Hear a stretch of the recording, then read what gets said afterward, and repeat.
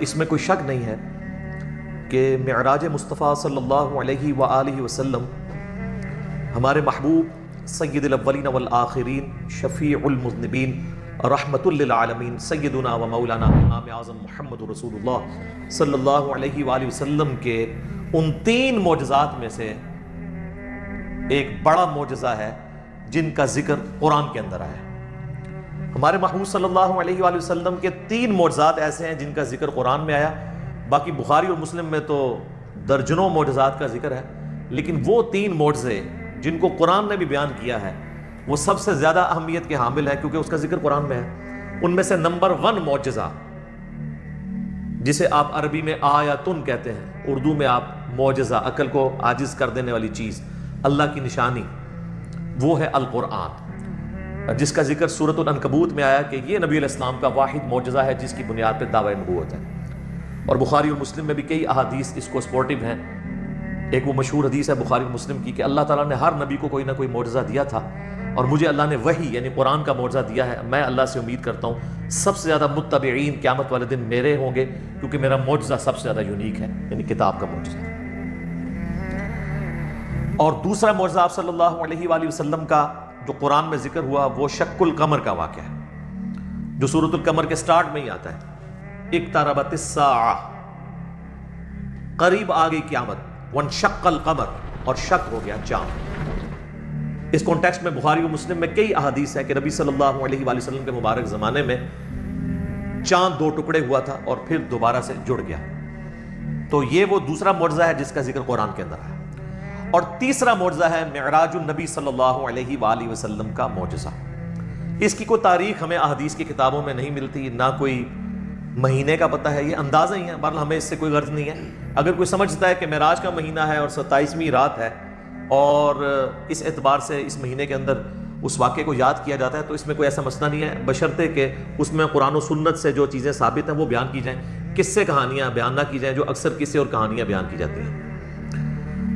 تو یہ 3 معجزات ہیں جن کا ذکر اللہ تعالیٰ نے قرآن میں فرمایا ہے۔ اس میں ٹاپ آف دا لسٹ قرآن، اس کے بعد شق القمر والا یعنی چاند کے 2 ٹکڑے ہونے والا معجزہ، اور تیسرا معجزہ آپ صلی اللہ علیہ وآلہ وسلم کی معراج۔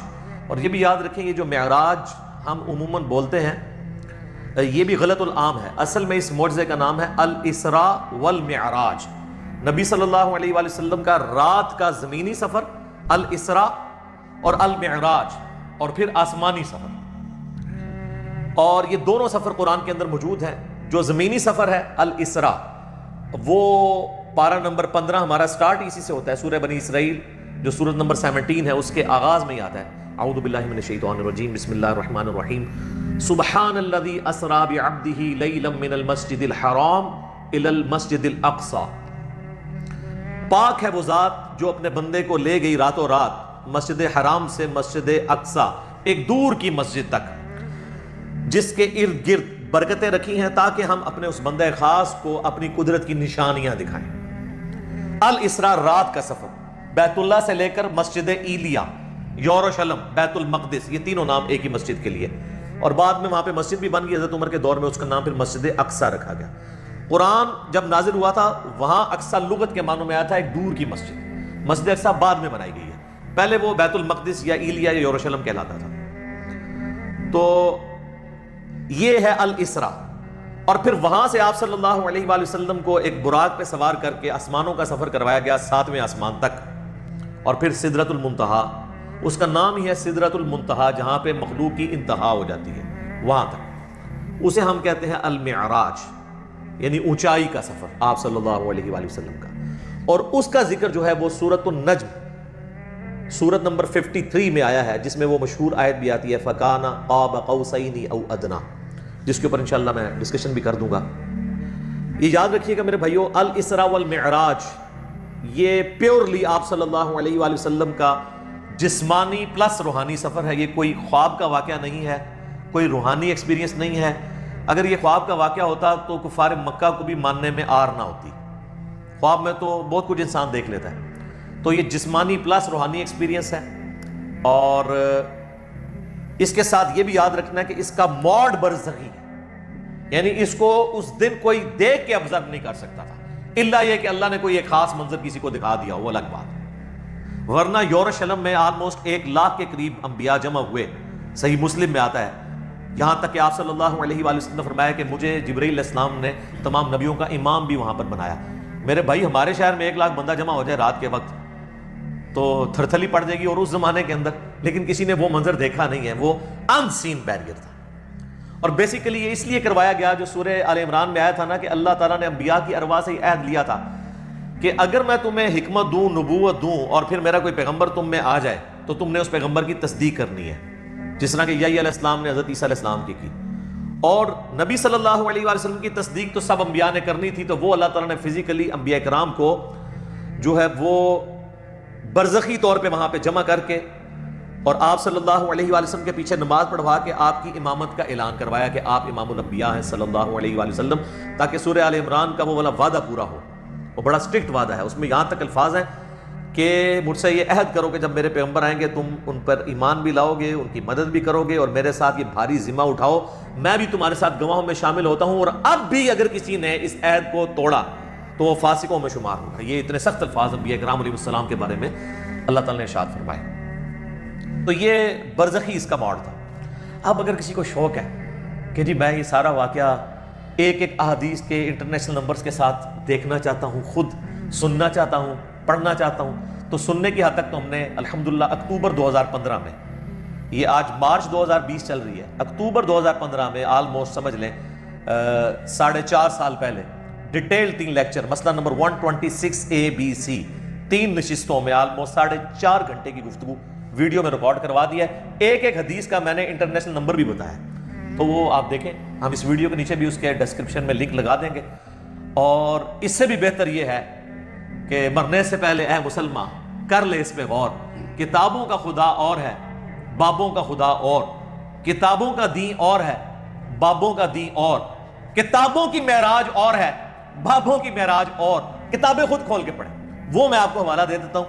صحیح بخاری میں انٹرنیشنل نمبر ہے 3887, ڈیٹیلڈ حدیث ہے پوری واقعہ معراج کی, جس میں الاسراء زمینی سفر بھی ہے, آسمانی سفر, ہر آسمان پہ کس کس پیغمبر سے ملاقات ہوئی, 5 نمازیں دی گئیں, یہ ساری کی ساری 50 سے 5 ہوئی, حضرت موسیٰ علیہ السلام کے ساتھ ملاقاتیں ہوئی, یہ پوری صحیح بخاری میں انٹرنیشنل نمبر ہے 3887.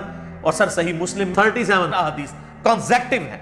شروع میں پہلی جلد کے اندر انٹرنیشنل نمبر کے مطابق 411 سے لے کر 447, 411 سے 447 صرف واقعہ معراج کے اوپر, الاسراء والمعراج. اچھا وہاں پہ بھی آپ کو ہیڈنگ مل جائے گی, الاسراء والمعراج, رات کا سفر اور آسمانوں کا سفر. اور مشکات میں اگر آپ نے پڑھنا ہے تو 30 جلد میں آپ کو 5862 سے 5867 تک مسلسل 6 احادیث اس حوالے سے مل جائیں گی جو واقعہ معراج سے ریلیٹڈ ہے. لیکن ظاہر ہے کہ کچھ سکپ بھی ہوئی ہیں, تو وہ آپ صحیح مسلم کا وہ چیپٹر پڑھ لیں 411 سے 447 تک. اچھا یہ جو میں نے دعویٰ کیا نا کہ یہ جسمانی پلس روحانی سفر ہے, یہ کوئی خواب کا معاملہ نہیں ہے, اگرچہ خواب میں بھی آپ علیہ السلام کو معراج ہوئی, وہ الگ سے. کچھ ضعیف روایتیں بھی ہیں سید عائشہ کی طرف منسوب, حضرت معاویہ کی طرف منسوب, کہ وہ لوگ کہتے تھے کہ نبی علیہ السلام کو خواب میں معراج کروائی گی, لیکن وہ اصول محدثین پہ جعلی روایتیں. صحیح بخاری کے اندر اوپر تلے 3 طرق سکیٹرڈ فارم میں, اوپر تلے تو نہیں ہے, 3 طرق آئے ہیں. انٹرنیشنل نمبر کے مطابق 6613 4716 3888, جس میں ابن عباس کا قول ہے سورہ بنی اسرائیل کی آیت نمبر 60 میں آتا ہے نا کہ ہم نے نبی صلی اللہ علیہ وآلہ وسلم کو جو منظر دکھایا تھا. اب وہاں پہ جو رؤیا کا لفظ استعمال ہوا ہے نا, وہ کہتے ہیں خواب کے لیے استعمال ہوتا ہے, حالانکہ عربی میں رؤیا آنکھوں سے دیکھنے والے منظر کے لیے بھی یہ لفظ استعمال ہوتا ہے. بال ابن عباس کا قول امام بخاری اسی آیت کو ہیڈنگ بنا کے لے کے آئے ہیں سورہ بنی اسرائیل آیت نمبر 60 کے. اور ابن عباس کہا کرتے تھے کہ نبی صلی اللہ علیہ وآلہ وسلم کو جو یہ منظر دکھایا گیا جو کافروں کے لیے فتنہ بن گیا, قرآن کی آیت ہے. فتنہ کیوں بنا میرے بھائی؟ اگر خواب کا منظر ہوتا تو کیوں کافروں کے لیے فتنہ بنتا؟ وہ تو مان لیتے ہیں کہ خواب میں تو کچھ بھی ہو سکتا ہے, فتنہ بنے اس لیے کہ وہ فزیکل کلیم تھا. تو ابن عباس کا قول ہے صحیح بخاری میں کہ یہ منظر جو دکھایا گیا یہ نبی صلی اللہ علیہ وآلہ وسلم نے اپنی جسم کی آنکھوں سے دیکھا تھا, دل کی آنکھوں سے نہیں. دل کی آنکھوں سے مراد ہوتا ہے خواب میں, اور جسم کی آنکھوں سے مراد فزیکلی دیکھنا. میرے بھائیو الاسراء والمعراج میں آپ صلی اللہ علیہ وآلہ وسلم کو کئی ایک مناظر دکھائے گئے جو سورہ بنی اسرائیل کی آیت نمبر جو آیت نمبر سٹارٹ میں 1 ہے، سورت نمبر 17، لِنُرِيَهُ مِنْ آیاتنا، تاکہ ہم اپنے بندے کو اپنی نشانیوں میں سے نشانیاں دکھائیں۔ وہ نشانیاں کون سی تھیں؟ ان پہ میں بولوں تو میرے بھائی تقریباً 3-4 گھنٹے اور لگ جائیں گے۔ میں آپ کو موٹی موٹی باتیں بتا دیتا ہوں جو بخاری اور مسلم میں آئی ہیں کہ آپ علیہ السلام کو کیا کچھ دکھایا گیا۔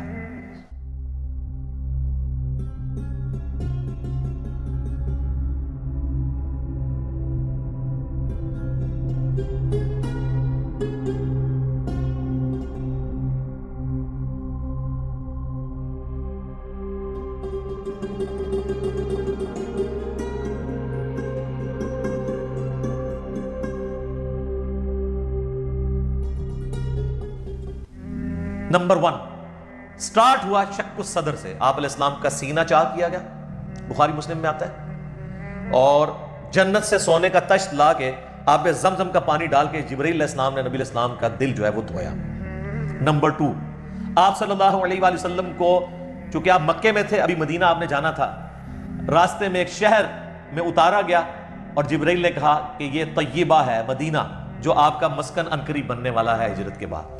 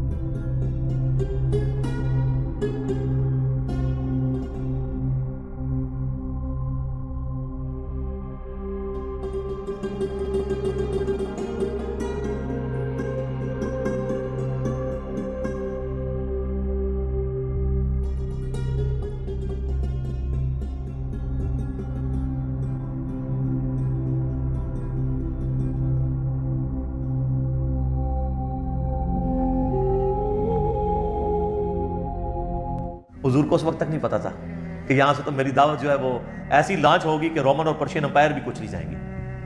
نمبر 3 پھر آپ کو کوہ طور پہ لے جایا گیا، انبیاء کے مقامات پہ، سب سے پہلے نبی علیہ السلام کا اپنا مسکن، اس کے بعد پھر طور سینہ کے اوپر، اور کہا گیا کہ یہ وہ ہے جہاں پہ اللہ تعالیٰ نے حضرت موسیٰ علیہ السلام سے کلام کیا تھا۔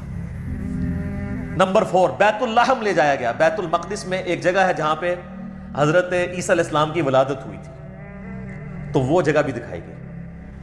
لہٰذا اس سے امام ابن تیمیہ کے اس عقیدے کا رد ہوا کہ انبیاء کی جو بیٹھنے کی جگہ ہیں ان کا وزٹ کرنا یہ نعوذ باللہ کوئی بدعت ہے، نبی علیہ السلام کو تو خود کروائی جا رہی ہے یہ ساری چیزیں، الحمدللہ۔ اور صحیح بخاری میں اوپر تلے 10 احادیث ہیں کہ عبداللہ بن عمر اپنے سفر حج کے دوران ان جگہوں پر نماز پڑھا کرتے تھے جہاں پہ نبی علیہ السلام کے ساتھ جب انہوں نے سفر کیا تھا تو جہاں جہاں اتر کے نماز پڑھی تھی۔ تو اس میں امام بخاری نے باب باندھا ہے کہ نبی علیہ السلام کی جگہوں کو تلاش کر کے وہاں پہ نماز پڑھنا، حتیٰ کہ مسند احمد میں آتا ہے کہ وہ اس جگہ پہ پیشاب بھی کرتے تھے جہاں نبی علیہ السلام نے اپنے سفر حج میں پیشاب کیا تھا۔ بخاری میں الفاظ ہیں نافع کے کہ مسجدیں موجود تھیں راستے میں، مسجد کے پاس نالوں کے قریب جو پتھر تھے وہاں پہ وہ نماز پڑھتے تھے، مسجد میں نہیں پڑھتے تھے، وہ کہتے تھے مسجد تو بعد میں بنی ہے، نبی علیہ السلام نے اس پتھر پہ نماز پڑھی تھی۔ یہ اتباع سنت کا جذبہ تھا۔ تو ظاہر نبی علیہ السلام سے لیا 4 چیزیں ہوگی جی، شق الصدر، مدینہ شریف دکھایا گیا، طور سینہ، بیت اللحم، اور اس کے بعد صحیح مسلم میں آتا ہے قبر موسیٰ دکھائی گئی۔ نبی علیہ السلام کہتے ہیں میں نے سرخ ٹیلے کے پاس موسیٰ علیہ السلام کو ان کی قبر میں نماز پڑھتے ہوئے دیکھا، اور اگر میں گزروں میں تمہیں وہ قبر بھی دکھا سکتا ہوں۔ وقائم یصلی فی قبری، وہ کھڑے اپنی قبر میں نماز پڑھ رہے تھے، لیکن یہ معاملہ ہے برزخی، حیات انبیاء کے اوپر یہ ثبوت ہے لیکن برزخی بنتا ہے۔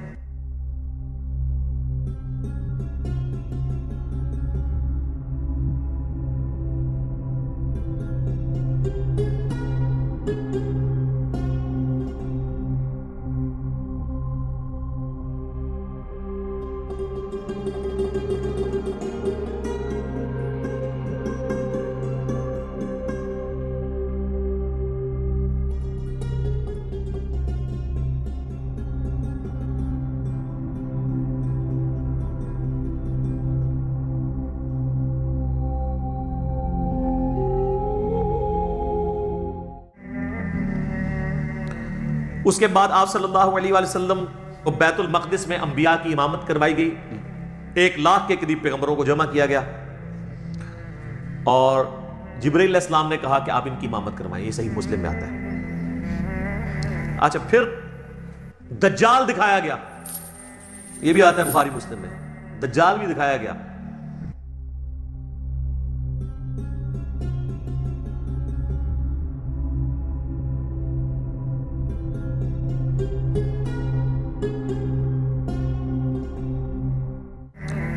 پھر آپ علیہ السلام کو آسمانوں کی سیر کروائی گئی۔ پہلے آسمان پہ آدم علیہ السلام سے ملاقات ہوئی، دوسرے پہ حضرت یحییٰ اور عیسیٰ سے، تیسرے پہ یوسف علیہ السلام سے، چوتھے پہ ادریس علیہ السلام سے، پانچویں پہ ہارون علیہ السلام سے، چھٹے پہ موسیٰ علیہ السلام سے، اور ساتویں پہ ہمارے جد امجد سیدنا ابراہیم خلیل اللہ علی نبینا علیہ الصلوۃ والسلام سے ملاقات ہوئی۔ اس کے بعد آپ علیہ السلام کو جنت اور دوزخ بھی دکھائی گئی، ٹائم میں ٹریول کروا کے جو مستقبل کا وقت تھا وہ پہلے دکھا دیا۔ لوگ کہتے ہیں ابھی تو لوگ دوزخ اور جنت میں پہنچے نہیں، تو حضور نے کیا دیکھا؟ بھئی اللہ نے وقت۔ اور آپ یہ دیکھ لیں، یہ سب کچھ منظر کتنے زمانے میں طے ہوا ہوگا، لیکن ایک رات میں سب کچھ ہو گیا۔ صرف بیت المقدس اور خانہ کعبہ کے درمیان جو فاصلہ ہے اس زمانے میں 40 دن کی مسافت تھی، وہی نہیں طے ہو سکتی تھی۔ اللہ اکبر۔ اسی لیے تو وہ آتا ہے نا المعجم الکبیر طبرانی کے اندر، اور دلائل النبوہ امام بیہقی کی کتاب کے اندر، اور کئی کتابوں کے اندر، کہ لوگوں نے آ کے حضرت ابوبکر کو کہا نا کہ تمہارا ساتھی تو یہ کہہ رہا ہے کافروں نے چھیڑنے کے لیے، اور انہوں نے کہا اگر وہ کہہ رہے ہیں تو میں تصدیق کرتا ہوں۔ تو اسی پر آپ کا لقب صدیق رکھا گیا کہ آپ علیہ السلام کی تصدیق کرنے والے۔ اس کے بعد بیت المعمور دکھایا گیا، بخاری مسلم میں آتا ہے، 7ویں آسمان کے اوپر اسی خانہ کعبہ کی سیدھ میں ایک گھر ہے جس کا طواف فرشتے کرتے ہیں، بیت المعمور، وہ دکھایا گیا۔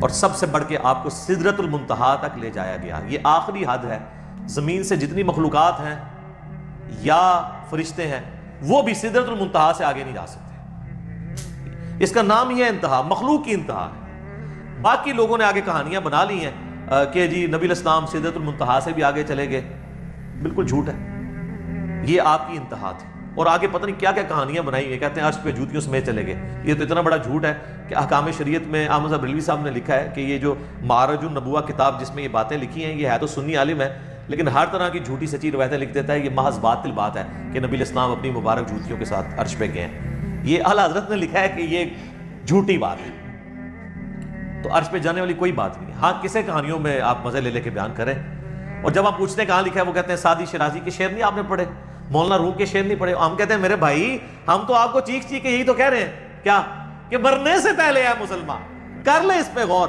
کتابوں کا خدا اور ہے، بابوں کا خدا اور، کتاب میں سے کوئی نکالے نا بات جہاں پہ لکھا ہو۔ وہ پھر ڈاکٹر صاحب تو آپ کو پتا ہے طاہر القادری صاحب تو وہ کہتے ہیں کہ وہ دروازہ کھولا حضور نے حضور کے لیے، پھر کہا کہ آپ اندر آ جائیں، حریم ناز میں آ جاؤ۔ وہ پتہ نہیں کیا عشق مشوقی کا انہوں نے ایک، اور بلکہ وہ بغل گیر پتہ نہیں کیا کچھ انہوں نے کیا ہے۔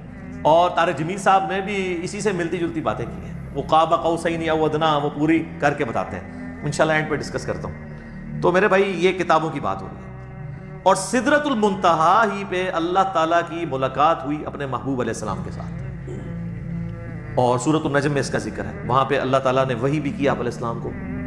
صحیح مسلم میں آتا ہے کہ 3 چیزیں آپ کو وہیں پہ عطا ہوئی۔ نمبر 1 5 نمازیں، وہ ڈیٹیل بخاری مسلم میں آتی ہے کہ 50 تھی، کم ہوتے ہوئے موسیٰ علیہ السلام کے پاس جب وہ آتے تھے نا 6ٹھے آسمان کے اوپر، تو کہتے تھے حضرت زیادہ ہے کم کروائیں، ایک پھیرے ہی بس اور لگنا تھی، وہ کون نہیں لگیا، ورنہ وہ 5 کم ہوتے 5 تک رہ گئی۔ پھر اس میں الفاظ ہیں بخاری مسلم میں، اللہ نے کہا کہ میرا قول بھی نہیں بدلے گا، تمہاری امت پڑھے گی 5۔ سورۃ الانعام میں ہے کہ ایک نیکی 10 کے برابر ہے، تو میں ان کو ثواب 10 کا ہی دوں گا، ایک کے بدلے 10 کا، تو نمازیں 50 کا ہی ثواب ملے گا 5 کے کیس میں۔ دوسرا تحفہ دیا گیا سورۃ البقرہ کی آخری 2 آیات، صحیح مسلم میں آتا ہے آمن الرسول بما انزل الیہ من ربہ والمؤمنون۔ سر یہ 2 آیات وہ ہیں جو اس دنیا میں نازل نہیں ہوئی ہیں، آسمانوں پہ نازل ہوئی ہیں، آسمان سے آسمانوں پہ نبی علیہ السلام کے مبارک سینے پہ۔ اور صحیح مسلم میں آتا ہے کہ تیسری چیز جو آپ کو دی گئی کہ آپ کا جو کوئی امتی شرک نہیں کرے گا نا میں اسے معاف کر دوں گا۔ تو اس کو تو سپورٹو پھر قرآن میں بھی آیت ہے، انہ من یشرک باللہ فقد حرم اللہ علیہ الجنہ ومأواہ النار وما للظالمین من انصار۔ بے شک جو کوئی اللہ کے ساتھ شرک کرے گا اللہ اس گناہ کو کبھی معاف نہیں کرے گا، اس پہ جنت حرام ہے، اس کا ٹھکانہ دوزخ ہے، اور وہاں اس کا کوئی مددگار نہیں ہوگا۔ حتیٰ کہ بخاری مسلم کی حدیث ہے کہ اللہ نے ہر نبی کو کوئی نہ کوئی دعا دی تھی، اس نے اس دنیا میں ہی دعا کر لی. حضرت نوح نے دعا کی، اس کی وجہ سے ان کی قوم ہلاک ہوگی. میں نے اپنی دعا چھپا کے رکھی ہے قیامت کے دن کے لیے. میں اس دعا سے اپنی امتیوں کے لیے شفاعت کی دعا کروں گا، اور میری دعا سے ہر میرے امتی کو نفع پہنچے گا سوائے اس شخص کے جس نے دنیا میں اللہ کے ساتھ شرک کیا. شرک is the most sensitive issue in the sight of اللہ.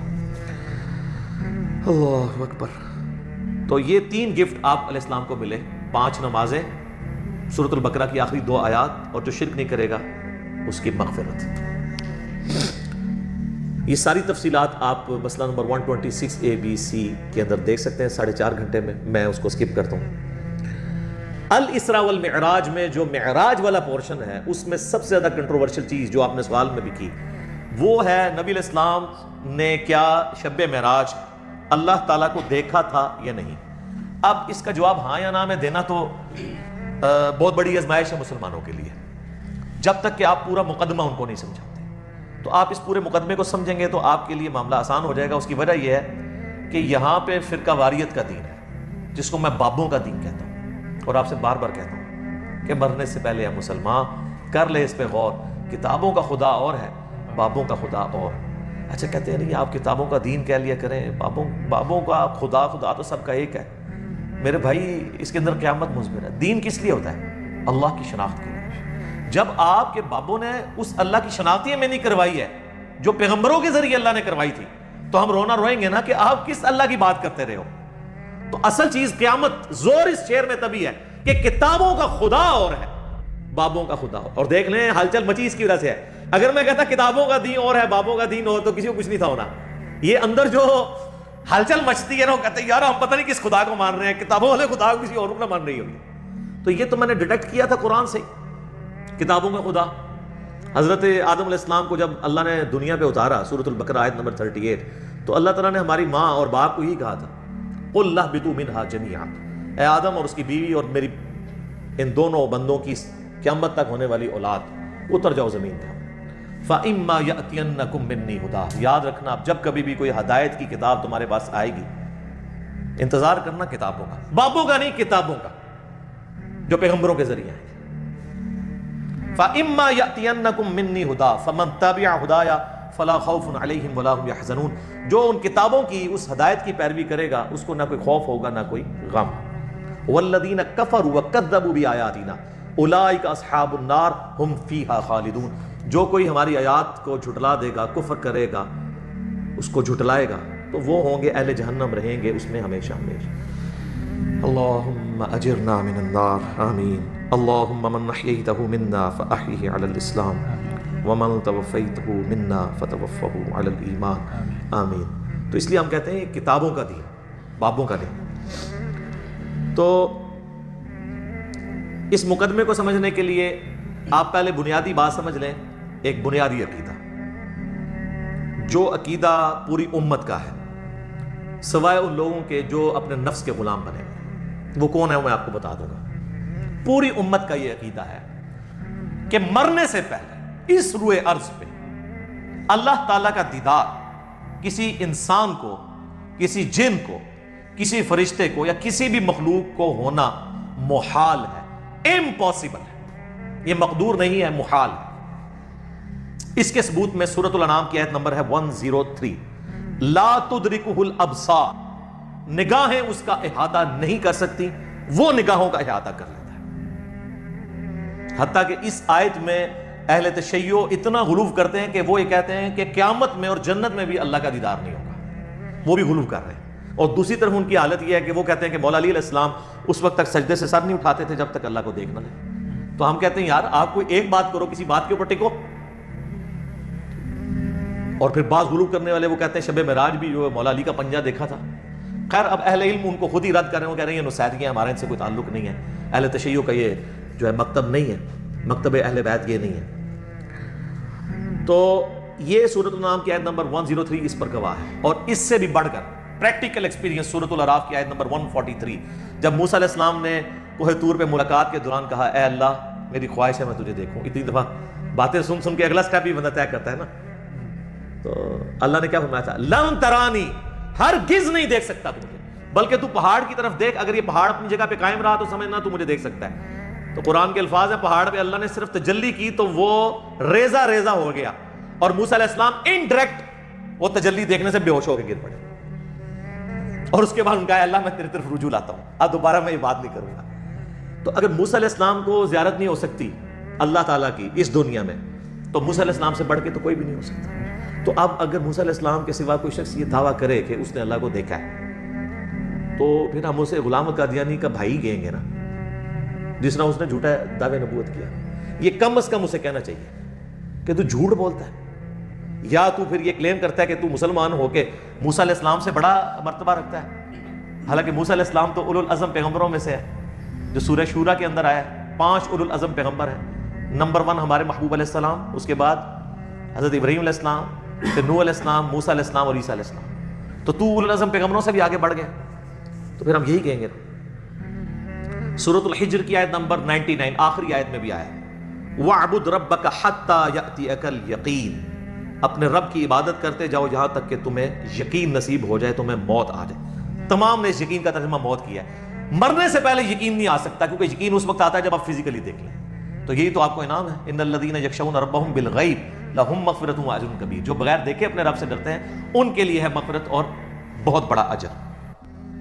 اور صحیح مسلم میں انٹرنیشنل نمبر کے مطابق 7356 نمبر حدیث ہے دجال کے کانٹیکسٹ میں۔ نبی علیہ السلام فرماتے ہیں کہ یہ دجال آئے گا تو اس کے ماتھے پہ کافر لکھا ہوگا، لیکن وہ کاف فا را، یہ کاف الف فا را لکھا ہوگا ایبریویشنز میں، تو لوگ جو اہل ایمان ہیں نبی علیہ السلام کہتے ہیں وہ پڑھ لیں گے کہ یہ کافر لکھا ہے، تو ان کو پتہ چلے گا دجال ہے۔ دوسرے لوگ نہیں پڑھ پائیں گے، چاہے مومنین میں بھی منافقین ہوئے، اور وہ ہو سکتا ہے کاف سے کشف پڑھ لیں، الف سے الہام پڑھ لیں، فا سے فیض پڑھ لیں، اور را سے روحانیت پڑھ لیں کہ جی یہ تو بہت بڑے بزرگ ہیں۔